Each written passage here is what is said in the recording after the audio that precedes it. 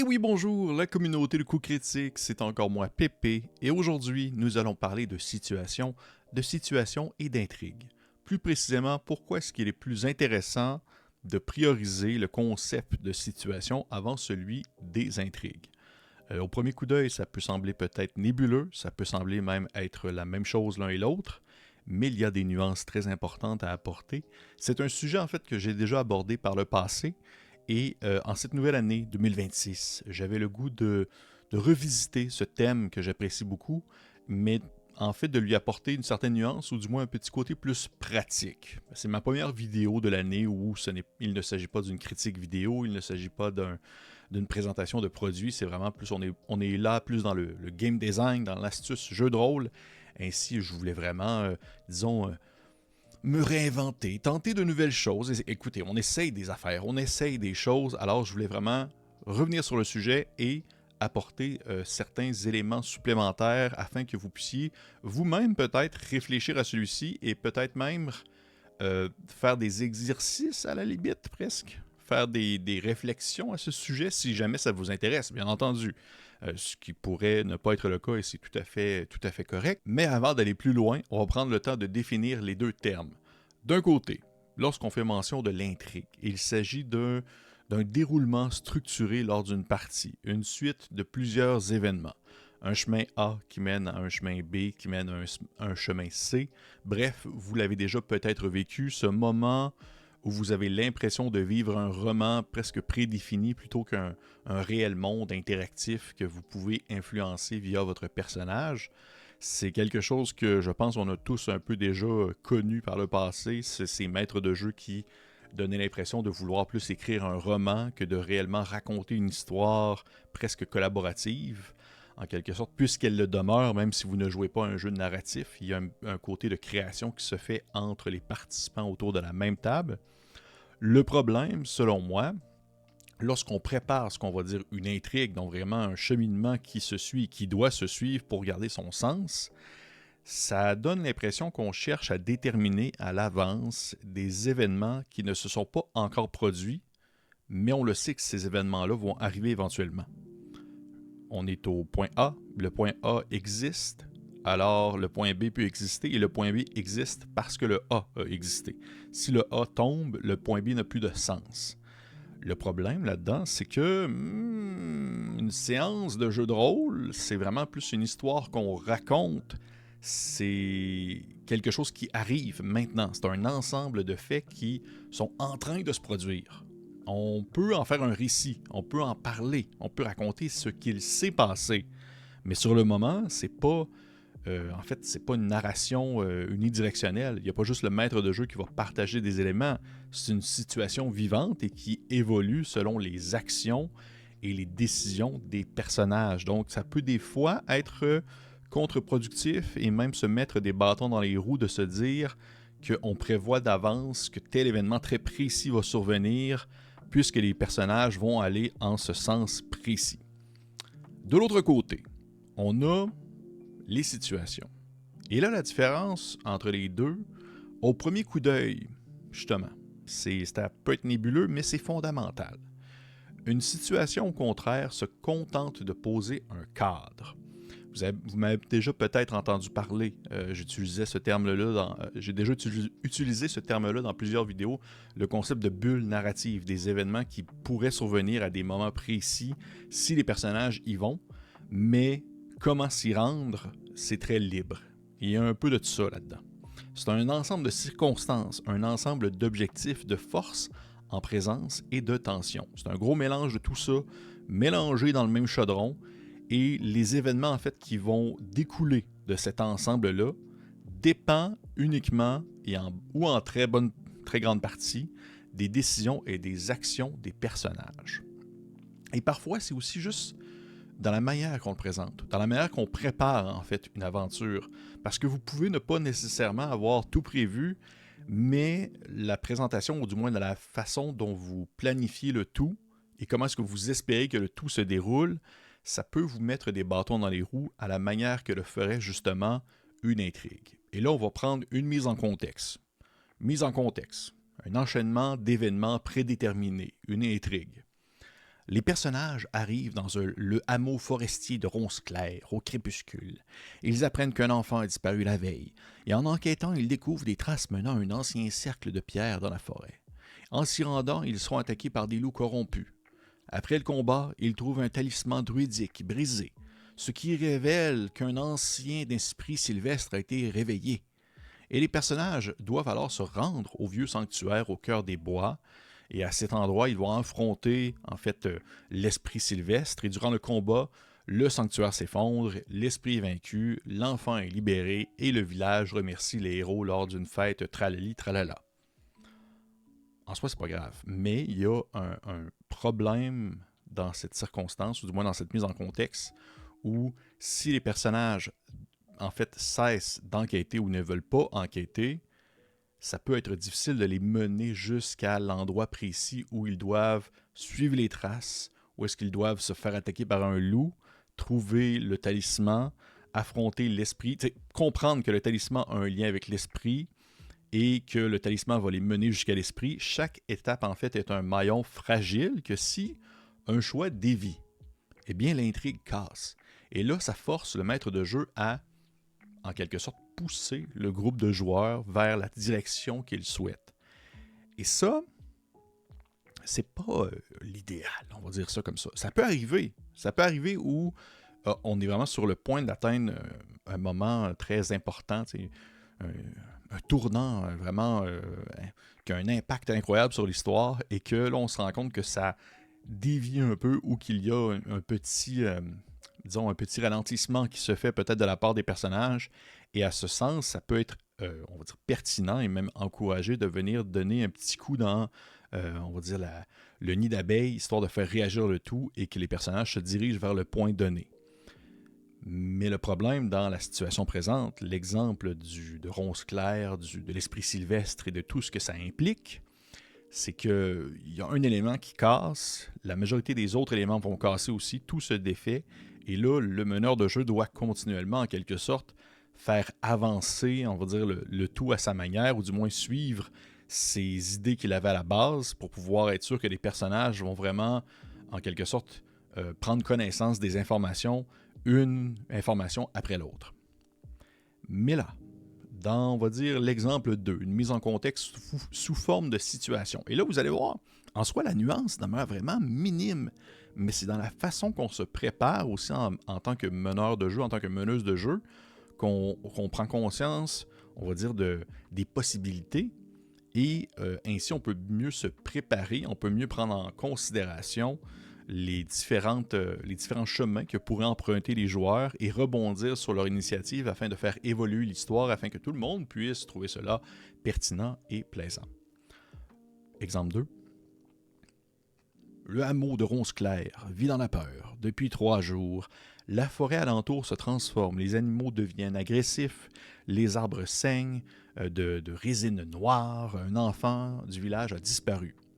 Si les personnages n'interviennent pas, eh bien là, il y a un ancien esprit sylvestre qui est affaibli et instable, qui a été réveillé par la destruction partielle d'un cercle druidique. L'enfant est vivant, retenu près du sanctuaire, car l'esprit le considère comme une forme d'ancrage qui lui permet de rester connecté au monde des vivants. Les villageois, alors, s'apprêtent à incendier une partie de la forêt pour tuer le mal à la racine, ce qui aggrave, on va dire, la situation. Dans l'exemple présent, il y a des forces en présence. Il y a l'esprit qui cherche à se stabiliser ou à se venger. Il y a les druides locaux qui sont divisés sur la marche à suivre. Il y a les villageois qui veulent une solution rapide, violente s'il le faut. Et les informations, en fait, de cette manière, sont accessibles par plusieurs moyens, que ce soit justement des traces étranges dans la forêt, des témoignages contradictoires au village, des vestiges druidiques anciens. Ce que deviendra en fait Ronceclair dépend entièrement du choix des personnages. Et le contexte, en fait, demeure le même. Il y a le village de Ronceclair, il y a un enfant qui a disparu, il y a un esprit sylvestre, mais dans la manière dont on partage l'information, dans la manière dont on la met en pratique et qu'on la met en scène, peut changer toute la différence. D'un côté, on a une fragile chaîne d'événements qui, présentée comme telle, ne repose sur pas grand-chose. Et si des décisions divergent de ce qui est prévu par le meneur, eh bien là, on peut tomber un peu en mode improvisation et perdre le fil. Et je sais que ce n'est pas nécessairement tous les meneurs de jeu qui sont super, on va dire, réactif et vraiment prêt à improviser pendant 8 heures de temps sur une situation qui était inattendue.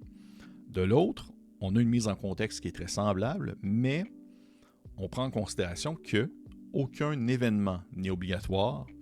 Les personnages peuvent négocier, combattre, fuir, enquêter, empirer la situation ou la résoudre autrement. Le maître de jeu sait qui veut quoi, que ce soit l'esprit sylvestre, que ce soit les villageois, ou même potentiellement les personnages, s'ils ont déjà une idée de ce qu'ils souhaitent faire. Et il sait également aussi avec quels moyens ces différentes forces en place sont prêtes à agir. L'esprit sylvestre, eh bien, il maudit la forêt, les animaux sont agressifs. Ah! Les villageois, eh bien, sont prêts à tout faire brûler pour être sûr de sauver l'enfant du village. Et là, il y a une question qui est très importante et qui doit justement être, on va dire, mis de l'avant dans le contexte de plusieurs situations. C'est qu'est-ce qui se passe si les personnages ne font rien? Il faut qu'il se passe quelque chose. Il y a le monde autour d'eux, on va dire, évolue. Il bouge. Et le fait de ne pas agir est en quelque sorte une action. Le fait de ne pas agir est en quelque sorte une réponse au monde qui les entoure. Parce que peut-être que les personnages ne se sentent pas interpellés par aucune des forces en place. Et alors là, il ne faut pas juste, on va dire, s'asseoir sur son derrière et se dire « Ah, merde, qu'est-ce que je fais? Eh bien, je vais faire en sorte qu'ils vont trouver le talisman sous leurs bottes alors qu'ils vont marcher dans le village. » Sur le moment, vous pourriez trouver que c'est une bonne idée, mais possiblement qu'au bout du compte, ça pourrait être beaucoup plus stimulant pour vous, comme pour les personnes qui participent à la partie, de, en quelque sorte, évoluer avec les décisions qui sont prises autour de la table, plutôt que de vraiment vouloir forcer un sens direct à l'aventure. Donc, en résumé ultra clair, là, on va dire ça comme ça, une intrigue, c'est voilà ce qui va arriver, alors que la situation, c'est plus ce qui est en train d'arriver. On est en train de le vivre maintenant. On est dans le moment actuel, le moment présent. Et je vais être clair, là, en soi, j'ai rien contre les jeux qui ont des intrigues. J'adore, par exemple, l'Appel de Cthulhu. J'aime beaucoup les aventures, les scénarios de l'Appel de Cthulhu ou de tout autre jeu horrifique qui va être plus basé sur l'enquête ou la recherche d'indices ou la recherche de solutions à un scénario. Ça reste que c'est des scénarios qui sont plus dirigés, on s'entend. Il y a des intrigues vraiment très claires, mais souvent, justement, il y a comme une espèce de précepte préétabli pour les gens qui sont autour de la table, qu'on est dans ce type d'aventure-là. Dans un contexte plus médiéval fantastique, dans un contexte plus classique, j'ai un peu plus de difficultés.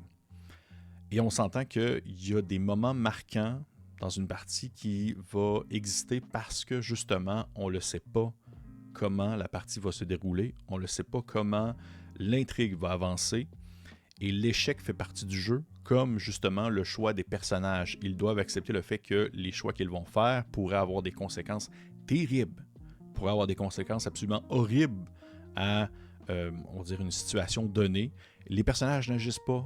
Le village de Ronce-Claire est décimé parce que les villageois ont décidé de faire brûler la forêt. Et en réaction, eh bien, une meute d'animaux assoiffés de sang et de sève ont décidé de traverser la forêt et de piétiner le village au grand complet. Ça pourrait être ça. Et au final, c'est pas grave. On est là pour se raconter une histoire en groupe, en équipe. Il n'y a pas de choix factice. Il y a seulement des décisions aux conséquences incertaines. On ne sait pas vers où ça s'en va. L'histoire ne s'écrit pas d'avance. Elle se révèle en jouant. Et presque toujours, le résultat dépasse en fait ce que le maître de jeu pouvait imaginer. Non pas par manque d'idées, mais parce que c'est une créativité collective qui produit une forme d'imprévisibilité autour de la table. Et ça, c'est incroyable. Pour moi, c'est une des plus belles, un des plus beaux concepts du jeu de rôle. C'est cette imprévisibilité. Chaque choix transforme la situation, ferme des pistes et en ouvre d'autres. Et ça, c'est la force du jeu de rôle, quelque chose qu'on peut pas vraiment expérimenté en fait, on peut pas expérimenter ça dans beaucoup de plaisirs ludiques et passions. C'est qu'il y a des histoires merveilleuses qui vont se créer parce qu'on la vit en ce moment et parce qu'elle est née d'une situation partagée et qu'elle va être absolument impossible à rejouer à l'identique. Et ça, c'est fou dans la tête. C'est complètement fou. vous allez vivre 2 fois la même aventure, dans le fond, 2 fois le même module, par exemple, et les résultats vont quand même différer d'un module, on va dire, d'une expérience à l'autre. Et là, vite comme ça peut de l'air facile. Vous pouvez me dire, oui, mais Pépé, espèce de triple buse, ça a de l'air facile dit de même, mais je ne sais pas comment le mettre en pratique ou je ne sais pas comment, on va dire, me garder en tête les éléments clés à avoir. Eh bien, quelques points clés importants, une petite liste, là, juste pour vous dire un peu dans la préparation de votre aventure, dans la préparation d'un module de jeu, parce que même, vous le savez, j'en parle souvent, en fait, si vous suivez la chaîne depuis un certain temps, vous devez le savoir, je parle souvent des modules que je joue, j'aime beaucoup lire des modules et les faire jouer, et justement, souvent les modules que j'aime beaucoup jouer, c'est des modules qui ont justement cet aspect on va dire, de pluralité dans les chemins des possibles, dans le sens où ils vont nous mettre une mise en situation, ça le dit dans le terme, des situations, plutôt que vraiment des suites d'événements qui doivent être prédéfinis. Et je vais revenir tout à l'heure. Mais on va revenir à ça. Les points clés importants, petite liste, OK? Préparer des forces, pas des scènes. Et quand je parle de forces, je parle des groupes en place. Au lieu de préparer ce qui va se passer, préparer les personnages non-joueurs importants, les factions, les monstres, leurs différents objectifs, les moyens qu'ils ont pour mener à bien ce qu'ils veulent faire et ce qu'ils feront si personne, en fait, ne les empêche. Et ça n'a pas besoin d'être super long, là. Ça peut être quelques mots-clés. Ça peut être le troll. Son objectif, c'est de manger une tarte aux pommes et ses moyens, c'est la violence. C'est ça qui va le faire. Et si personne n'en empêche, eh bien, il va la manger, sa tarte aux pommes. Et si on l'en empêche, eh bien, il va probablement utiliser la violence pour arriver à ses fins. Et quand les personnages, en fait, agissent, faut tout simplement se demander comment est-ce que les forces en place réagissent-elles à ce qui vient de se produire. Point 2. Toujours savoir ce que veulent les personnages non-joueurs, même vaguement. C'est un personnage non-joueur sans objectif, ça oblige le meneur de jeu à inventer quelque chose sur le moment. Alors qu'un personnage non-joueur avec un objectif, ça permet au meneur de jeu de réagir naturellement. Et ça peut être bien simple, ça n'a pas besoin d'être super compliqué, la personne n'a pas besoin de vouloir ramasser les 8 Dragon Ball pour arriver à ses fins. Là. Il veut X, mais Y l'en empêche. Et ça peut aider à improviser la grande majorité des interactions possibles entre les personnages et les personnages non-joueurs. Point numéro 3, préparer des réponses génériques, pas des réactions précises. Donc au lieu de prévoir si les personnages font X, alors les ennemis font Y, préparez plutôt comment est-ce que l'ennemi réagit sous la pression. Comment est-ce qu'il réagit à une opportunité. Ainsi, peu importe l'action des personnages joueurs, on sait dans quelle direction en fait le monde se déplace. On sait dans quel type de réaction va avoir justement les personnes qui vont graviter autour des personnages. Et ça, c'est un apprentissage que j'avais lu dans un PBTA, comme quoi il y a de tout pour tout le monde et c'est possible parfois de trouver des éléments dans des jeux très narratifs qui peuvent facilement se transposer à un jeu moins narratif ou un jeu OSR par exemple. Point numéro 4, poser des questions ouvertes aux joueurs. Et ça, j'adore ça. Quand une situation dérape, on ne cherche pas nécessairement à la bonne réponse. Et ça peut être des questions qui vont aider à faire avancer l'histoire, du genre qui remarque ton action en premier? Qu'est-ce que tu redoutes le plus si ça tourne mal? À quoi ça ressemble quand tu fais telle action? Et ces réponses-là vont nourrir directement la situation et ça offre des nouvelles prises de jeu parce que la réponse de quelqu'un peut inspirer quelqu'un d'autre ou même inspirer le meneur de jeu à faire avancer la partie vers une direction commune. Point numéro 5. Accepter que certaines idées brillantes ne voient jamais le jour. C'est possible et c'est correct aussi. Ça peut ne pas coller à la situation actuelle, ça peut contredire le choix des personnages, ça peut faire en sorte que on doit laisser tomber une idée et il ne faut pas non plus le regretter parce que si on force trop, ça peut faire en sorte que l'idée peut paraître vraiment très implantée volontairement par le meneur de jeu. Et souvent à ce moment-là, lorsque les personnages s'en rendent compte, moi dans la grande majorité des cas, lorsque ça arrive, parce que personne n'est parfait, ça m'arrive aussi, ça, on s'entend. Souvent, ils vont juste comme l'éviter, volontairement. Comme si c'était trop on the nose. C'était trop clair que je voulais ça qui arrive. Donc, volontairement, les personnages vont quand même tenter de se faufiler entre les mailles du filet. Point numéro 6, jouer les conséquences, pas les intentions. On ne demande pas qu'est-ce que je voulais qu'il arrive, mais plutôt qu'est-ce que cette action change concrètement pour les personnes qui sont présentes autour. Et même une petite décision là, d'un personnage, ça peut avoir un impact visible, ça peut avoir une réaction, ça peut apporter une complication. Et ça, avoir ce feedback-là constant, ça donne aux joueurs le sentiment d'avoir une réelle liberté. Et ça, c'est aussi un peu... on voit souvent ça dans les conseils de comment réagir si les personnages foutent trop, par exemple, la marde dans une partie. Eh bien, la simple bonne réponse de se dire ils doivent être, on va dire, vivre les conséquences de leur acte. Ils peuvent être poursuivis, par exemple, par les gardes. Ils peuvent vraiment être recherchés par les forces autorités en place. C'est tout à fait logique et c'est tout normal. Et en fait, c'est tout normal que ça arrive éventuellement. Point numéro 7. Réutiliser plutôt que forcer. Une scène, un personnage non-joueur ou un danger inutilisé n'est pas perdu. Et vous voyez, ça fait référence un peu à ce que j'ai dit tout à l'heure de ne pas nécessairement forcer un événement qu'on voudrait vraiment qu'il arrive. Là. Parce que cet événement-là, il peut réapparaître ailleurs, il peut réapparaître sous une autre forme ou avec un autre rôle. Rien n'est figé tant que c'est pas arrivé en jeu, on s'entend. Tant que vous n'avez pas mis en scène un événement ou faire une réaction à quelque chose, bien, ça peut arriver. Il y a une façon, il y a une manière de venir rechercher, on va dire, venir recouper dans l'histoire en cours afin d'implanter quelque chose que vous souhaitiez implanter de manière naturelle. Point numéro 8. Se donner le droit de ralentir. Improviser à partir de situations ne signifie pas nécessairement improviser à la va-vite. Là. Ça, c'est pas quelque chose qui se fait sur le coin d'une table. Il faut se laisser le temps de réfléchir. On peut prendre une pause. On peut être... En fait, prendre une pause, c'est souvent préférable. Tu sais, 5 minutes. 5 minutes. Les personnages font quelque chose d'absolument inattendu. Là.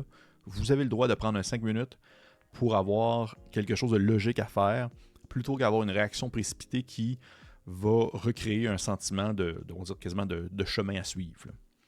Et finalement, point numéro 9, se rappeler que le maître de jeu n'est pas seul à faire avancer l'histoire. En gros, le rôle du meneur de jeu n'est pas de raconter une histoire, mais de maintenir un monde cohérent et réactif aux actions des personnages.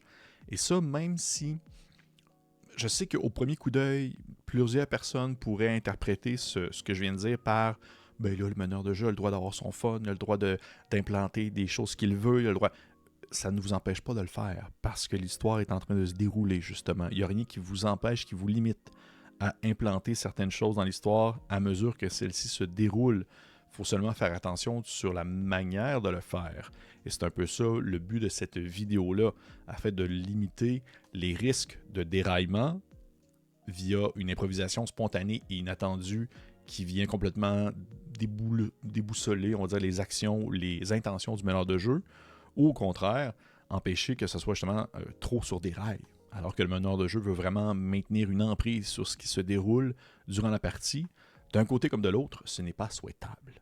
Et là, petit exercice pour conclure cette vidéo, un petit exercice bien simple, ok? Bien simple. Étape 1. Écrivez volontairement une intrigue. Quelque chose, 5 minutes. Prenez une idée classique là et décrivez-la comme une intrigue là, sans censure. Et là, on va prendre l'exemple. Les personnages arrivent au village, ils découvrent qu'un enfant a disparu, ils interrogent les habitants, ils apprennent qu'un culte opère dans la forêt, ils infiltrent le repère du culte, ils affrontent le chef du culte, les enfants sont sauvés. Et là, c'est une structure assumée, c'est une structure en étapes, on fait exprès. Avec ça, avec, on va dire, cet ensemble, surligner tout ce qui suppose une action des personnages. Donc, tout ce que les personnages sont censés faire, tout ce qui n'existe que lorsqu'ils agissent comme prévu. C'est-à-dire, ils découvrent, ils interrogent, ils infiltrent, ils affrontent, ils sauvent. Ça nous permet d'identifier les rails que les personnages doivent suivre dans l'intention d'un meneur de jeu qui veut vraiment que son histoire avance dans une direction précise. Étape 3. On supprime les références aux personnages joueurs. Donc, on réécrit maintenant le texte sans jamais mentionner les personnages. L'exemple, des enfants disparaissent dans un village isolé. Les habitants sont divisés entre peur, déni et superstition. Un culte forestier enlève régulièrement des enfants pour un rituel. Un rituel doit avoir lieu dans 3 jours. Le chef du culte crée une intervention extérieure et renforce sa surveillance. À ce stade, on n'a aucune intrigue. Là. On a seulement l'état du monde actuel. On n'a rien. Il n'y a rien présentement qui on va dire, qui est en scène et qui est des personnages joueurs, c'est vraiment juste le contexte. Étape 4, on ajoute les forces en présence. Donc, pour chaque acteur important, ou du moins chaque groupuscule important, on peut décrire dans une simple ligne le culte forestier, le groupe qui veut accomplir le rituel avant la nouvelle lune, qui sont prêts à tuer pour garder le secret.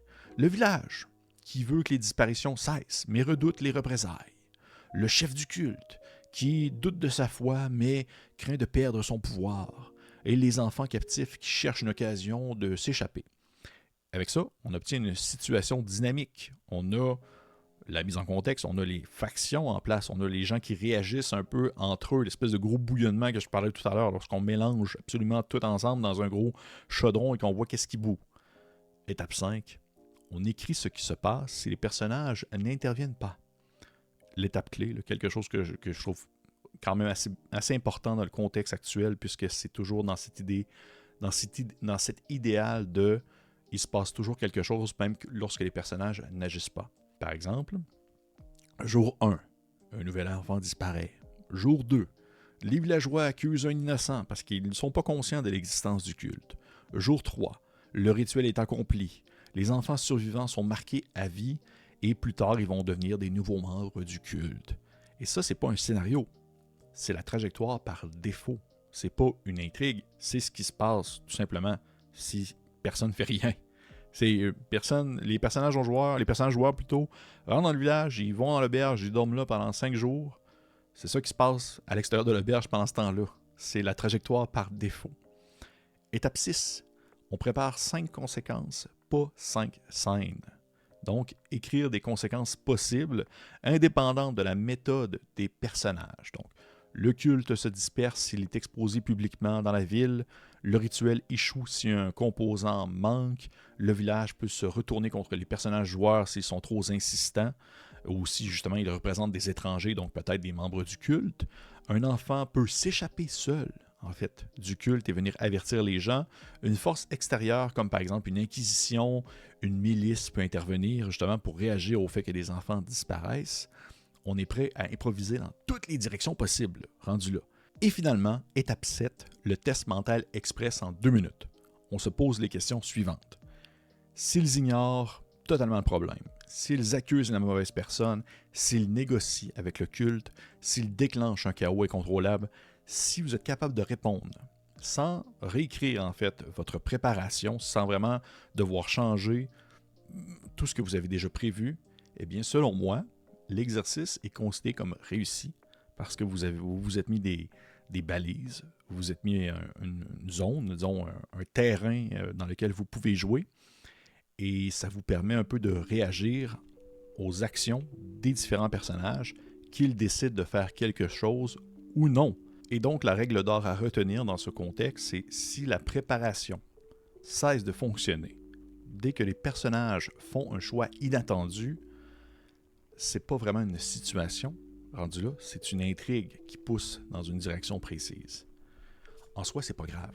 En soi, on s'entend là. Je vous dis tout ça, mais peut-être que le groupe avec qui vous jouez, ça les dérange pas, ça ne vous dérange pas, ça dérange personne, et c'est absolument bien parfait ainsi. Je ne fais que humblement partager une opinion qui est partagée par d'autres et qui peut aussi ne pas être partagée par de nombreuses personnes.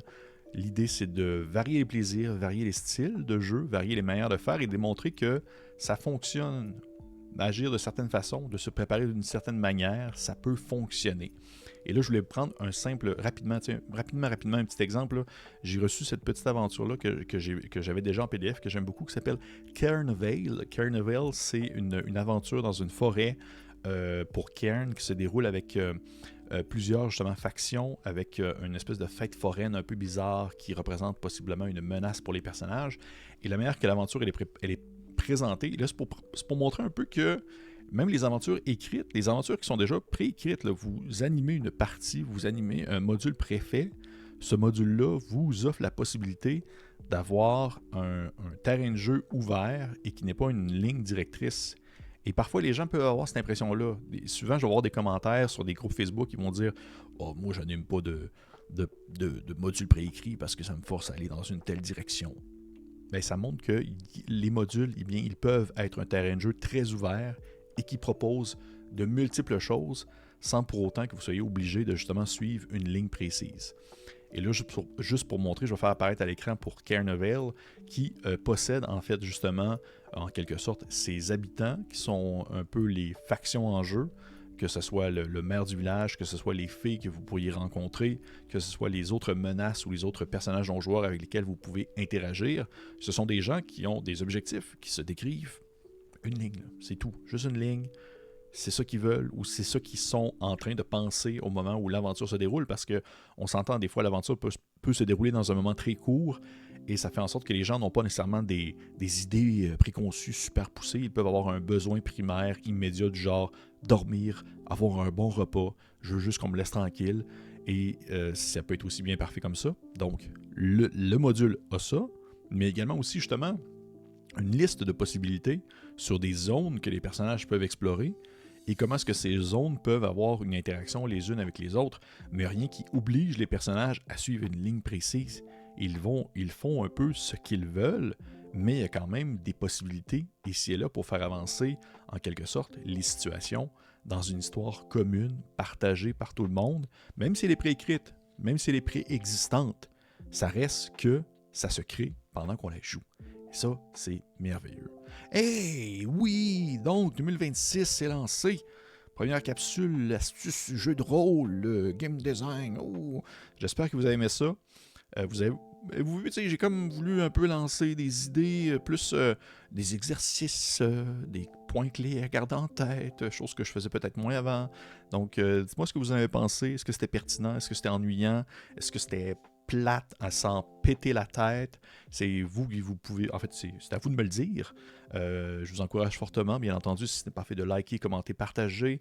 Encourager le petit nouveau, Steven, qui a rejoint la chaîne très récemment, qui publie ses premières vidéos tel un bambin qui fait ses premiers pas. Ça m'émeut. Et pour les autres, on se dit à la prochaine fois. Bye bye!